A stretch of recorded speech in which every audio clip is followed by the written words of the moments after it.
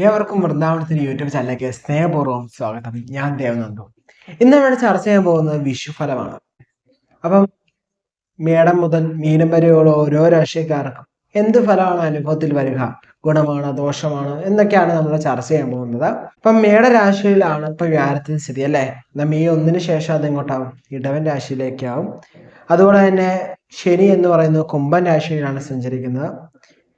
അതുപോലെ തന്നെ രാഹു മീനം രാശിയിലുമാണ് സഞ്ചരിക്കുന്നത്. ഇപ്പൊ പൊതുവെ വിഷുഫലത്തിൽ മറ്റുള്ള ഗ്രഹങ്ങൾ എന്ന് പറയുന്നത് ഇടയ്ക്കിടയ്ക്ക് മാറുന്നുണ്ടല്ലോ. ഒരു മേജർ ആയിട്ട് ട്രാൻസിറ്റ് ഇത് മൂന്നുമാണ്. അപ്പം നമുക്ക് അധികം താമസിക്കാതെ നമ്മുടെ വിഷുഫലത്തിലേക്ക് കിടക്കാം. എല്ലാവർക്കും ഹാപ്പി വിഷു കേട്ടോ. മിഥുന രാശി അഥവാ മിഥുന കൂറം, ഇവർക്ക് തൊഴിൽ സംബന്ധമായിട്ട് നോക്കുകയാണെങ്കിൽ പുരോഗതികളൊക്കെ പറയാവുന്ന ഒരു ടൈമാണ്. തൊഴിൽ സംബന്ധമായ നേട്ടം, ജോലിയിലായാലും കുറച്ചുകൂടി നമുക്ക് അനുകൂലമായ സാഹചര്യം ഒരുങ്ങി വരിക.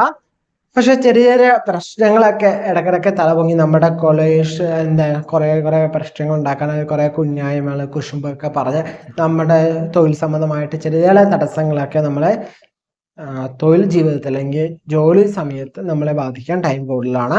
എല്ലാ കാര്യങ്ങൾക്കും ക്ഷമ ആവശ്യമാണ്. മനസ്സിലാക്കുക, ക്ഷമ ആട്ടിസൂപ്പിന്റെ ഫലം ചെയ്യുന്നു പറഞ്ഞ പോലെ തന്നെ നിങ്ങൾക്ക് വളരെയധികം ക്ഷമ ആവശ്യമാണ്. മിഥുന രാശിക്കാർക്ക് ഈ ഒരു വിഷുകാലം എന്ന് പറയുന്നത് 2024 ഏപ്രിൽ 14 മുതൽ ഉള്ള സമയം എന്ന് പറയുന്നത് വളരെയധികം ക്ഷമ വേണം. അതുപോലെ തന്നെ നമ്മൾ പ്രതീക്ഷിക്കാത്ത തരത്തിലുള്ള ട്രാൻസ്ഫർ, അത് നിങ്ങൾക്ക് ചിലപ്പോൾ പ്രൊമോഷൻ ട്രാൻസ്ഫർ ആകാം. അത് ചില തരത്തിൽ നമ്മൾ ചെയ്യുന്ന എന്തെങ്കിലും തെറ്റുകൾ സംബന്ധമായിട്ടുള്ള ട്രാൻസ്ഫർ ആവാം. എന്ത് തന്നെയായാലും ആ മാറ്റത്തെ അല്ലെങ്കിൽ ട്രാൻസ്ഫർ നിങ്ങൾ അക്സെപ്റ്റ് ചെയ്യാൻ ശ്രമിക്കുക. ഫാമിലിയിലൊക്കെ പൊതുവെ സമാധാനമൊക്കെ ഉണ്ടാവുന്ന ഒരു സമയം തന്നെയായിരിക്കും. ഫാമിലി ഇഷ്യൂസ് നമ്മൾ മറ്റൊരാളെ അറിയിക്കാതിരിക്കാൻ പ്രത്യേകം ശ്രദ്ധിക്കുക. മറ്റൊരാളെ അതിൻ്റെ അകത്തേക്ക് ഇൻവോൾവ് ചെയ്യാതിരിക്കുക. അപ്പം നിങ്ങൾ ചോദിക്കും, വേറെ ആളെ എന്ന് പറയുമ്പോൾ എനിക്ക് ഒരു കൗൺസിലിങ്ങിന് പോകത്തില്ലേ? നിങ്ങൾക്ക് കൗൺസിലിംഗ് ധൈര്യമായിട്ട് പോകാം എന്ന് വെച്ചാൽ, ഞാൻ മറ്റൊരാളെ തേർഡ് പേഴ്സൺ എന്ന് വിചാരിക്കുന്നത് എന്താണ്? നിങ്ങളുടെ ഫ്രണ്ട്സ്, അതുപോലെ നിങ്ങളുടെ മറ്റു റിലേറ്റീവ്സ്, അതെല്ലാം നിങ്ങൾക്ക് നാട്ടുകാര്, ഇങ്ങനെയുള്ളവരെയൊക്കെ അറിയിച്ചു എന്നോർത്ത് അവർക്ക് സോൾവ് ചെയ്യാനും പറ്റൂല. എന്ത് ചെയ്യും? അവർ ആ പ്രശ്നത്തെ വേറെ ഇതിലേക്ക് എത്തിക്കാനും ചാൻസ് കൂടുതലാണ്. സോ നിങ്ങൾ കൗൺസിലറിന്റെ അടുത്ത് പോയി നിങ്ങൾക്ക് കൗൺസിലിങ്ങിന് വേണ്ടി സമയമായിരിക്കാം കേട്ടോ. അതേപോലെ തന്നെ വാഹന സംബന്ധമായി നോക്കുകയാണെങ്കിൽ നിങ്ങൾക്ക് വാഹനയോഗം ഒക്കെ പറയാവുന്ന സമയമാണ്. ഭവനയോഗം പറയാവുന്ന ഒരു ടൈമാണ്. എടുത്തുചാട്ടമൊക്കെ എന്ത് ചെയ്യണം? പതിയെ കുറയ്ക്കണം കേട്ടോ.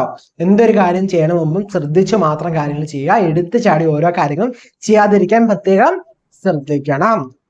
അതേപോലെ തന്നെ പഠന സംബന്ധമായിട്ട് പുരോഗതികളൊക്കെ ജീവിതത്തിൽ വന്ന് ഭവിക്കും. മെഡിറ്റേഷൻ ഒക്കെ ഒന്ന് ചെയ്യുന്നത് ഉത്തമമായിരിക്കും. നിങ്ങളുടെ ജീവിതം ഒന്ന് ട്രാക്കിലേക്ക് എത്തിക്കാൻ നിങ്ങൾക്ക് കുറച്ചുകൂടി ഉപകാരപ്പെടും മെഡിറ്റേഷൻ എന്ന് പറയുന്നത്.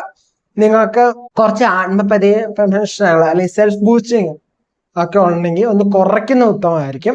വേണ്ട എന്ന് ഞാൻ പറയില്ല, കുറച്ചൊക്കെ നമ്മളെ സ്വയമായിട്ടൊന്ന് പോലത്തി വലിയ കുഴപ്പമൊന്നുമില്ല. എന്ന് പറയുന്നത് ഓവറാക്കി കളയല്ലോ കേട്ടോ. ഓവറാക്കി അത് എന്താക്കുക, കൊളാക്കി കളയല്ലേ. അതൊന്ന് ശ്രദ്ധിച്ച് ഒരു ബാലൻസിൽ അത് പോവുക. എല്ലാവരും അങ്ങനെ ചെയ്യുമ്പോൾ എന്നല്ല പറയുന്നത്, ചെയ്യുന്നോണ്ടിരിക്കുന്നവരെ എന്ത് ചെയ്യുക, ഒന്ന് കുറയ്ക്കുക. ഇപ്പൊ നിങ്ങൾ ചെയ്യുന്ന ഏതാളാണോ ആ അളവിൽ നിന്ന് കുറയ്ക്കുക. അല്ല എക്സ്ട്രീം ലെവലിൽ സെൽഫ് ബൂസ്റ്റിംഗ് ചെയ്തവരുണ്ടല്ലേ, അവരൊക്കെ എന്ത് ചെയ്യുക, നല്ല രീതിയിൽ കുറച്ച് കൊണ്ടുവരും കേട്ടോ. 20-25% എത്തിക്കണം. അത്രയൊക്കെ മതി നമുക്ക്. ഓക്കെ, ഈ ഒരു വർഷക്കാലത്തേക്ക് സെൽഫ് ബൂസ്റ്റിംഗ് അത്രയൊക്കെ മതി. അതിന്റെ കൂടുതലേക്ക് പോകേണ്ട ആവശ്യമില്ല.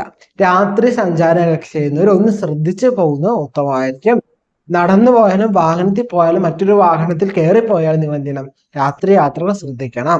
ആരോഗ്യ സംബന്ധമായിട്ടുള്ള പ്രശ്നങ്ങൾ ഉണ്ടാവാൻ സാധ്യത കൂടുതലാണ്. സോ ആ കാര്യങ്ങളും ഒന്ന് ശ്രദ്ധിക്കുന്നത് ഉത്തമമാണ്. ഇതൊക്കെയാണ് പൊതുവെ മിഥുനം രാശിയുടെ ഫലം പറയാമെങ്കിൽ കേട്ടോ. ഇത്രയാണ് മേടം മുതൽ മീനം വരെയുള്ള ഓരോ രാശിക്കാരുടെ ഫലം എന്ന് പറയുക. നിങ്ങൾക്ക് മനസ്സിലായി എന്ന് വിചാരിക്കുന്നു. എന്തെങ്കിലും സംശയങ്ങൾ ഉണ്ടെങ്കിൽ താഴെ കമന്റ് ചെയ്തോ, നമ്മുടെ വാട്സപ്പിലോ ചോദിക്കാവുന്നതാണ്. നിങ്ങളുടെ വിലയായ അഭിപ്രായങ്ങൾ താഴെ കമന്റ് ചെയ്യാൻ മറക്കരുത്. നമ്മുടെ ചാനൽ ഇതുവരെ സബ്സ്ക്രൈബ് ചെയ്യാതെ ആരെങ്കിലും വീഡിയോ കാണുന്നത് സബ്സ്ക്രൈബ് ചെയ്ത് സപ്പോർട്ട് ചെയ്യണം കേട്ടോ. നമ്മളിപ്പം 20K കഴിഞ്ഞല്ലേ, നമ്മള് 25Kയിലേക്ക് എത്താൻ പോവാണ്. സോ നമ്മൾ എന്ത് ചെയ്യുക, മാക്സിമം സബ്സ്ക്രൈബ് ചെയ്ത് സപ്പോർട്ട് ചെയ്യുക. നിങ്ങൾ സുഹൃത്തുക്കൾക്കുള്ള വീഡിയോ ഷെയർ ചെയ്യാനും ശ്രമിക്കുക. അതുപോലെ തന്നെ വിഷുഫലത്തിൽ ഗുണദോഷ ഫലങ്ങളൊക്കെ ഉണ്ട്, ഗുണഫലങ്ങൾ ദോഷഫലങ്ങളൊക്കെ ഉണ്ട്. നിങ്ങൾ എന്ത് ചെയ്യുക, നിങ്ങൾ ചെയ്യുന്ന കർമ്മത്തിൽ പൂർണ്ണമായിട്ട് വിശ്വസിക്കുക. നല്ലത് ചെയ്താൽ നല്ലത് തന്നെ കിട്ടും. ബട്ട് അതിന് കുറച്ച് ഡിലേസ് ഒക്കെയാണ് ഇത് വരുത്താൻ പറ്റുള്ളൂ. സോ അങ്ങനെയുള്ള കാര്യങ്ങളൊക്കെ ഒന്ന് ശ്രദ്ധിക്കുക. ആത്മവിശ്വാസം കളയാതെ മുന്നോട്ട് പോകാൻ ശ്രമിക്കുക. ആത്മവിശ്വാസം പൂർണ്ണമായിട്ട് നിങ്ങളുടെ ഉള്ളിലുണ്ടാവണം. നമ്മൾ എന്താണ് നമുക്ക് പൂർണ്ണമായിട്ടൊരു ബോധ്യം ഉണ്ടെങ്കിൽ നമുക്ക് അത്യാവശ്യമായിട്ട് നല്ല രീതിയിൽ എന്ത് ചെയ്യാം, ജീവിതത്തിൽ വിജയിക്കാൻ സാധിക്കും കേട്ടോ. സോ നമ്മൾ എന്താണ് മനസ്സിലാക്കുക, നമ്മൾ ആരാണ് മനസ്സിലാക്കുക, നമുക്ക് എന്ത് ചെയ്യാൻ സാധിക്കും എന്ന് മനസ്സിലാക്കുക, നമുക്ക് എന്ത് ചെയ്യാൻ പറ്റില്ല എന്ന് മനസ്സിലാക്കുക, നമുക്ക് എന്ത് ഓപ്പർച്യൂണിറ്റി ഉള്ളത് മനസ്സിലാക്കുക, നമ്മളനുസരിച്ച് എന്ത് ചെയ്യുക, വർക്ക് ചെയ്യുക, നമുക്ക് നല്ല ഇതിലായിട്ടൊരു വിജയത്തിലേക്ക് ഫോക്കസ് ചെയ്യുക കേട്ടോ. നിങ്ങൾക്ക് എല്ലാവരും വിജയിക്കാൻ സാധിക്കുന്നേ.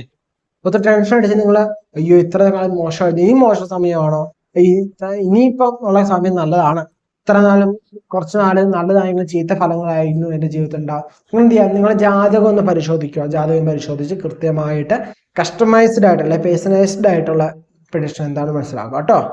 എന്നിട്ട് കുറച്ചുകൂടി ഫോക്കസ്ഡ് ആയിട്ട് നിങ്ങളുടെ ജീവിതം മുന്നോട്ട് നോക്കി കാണുക.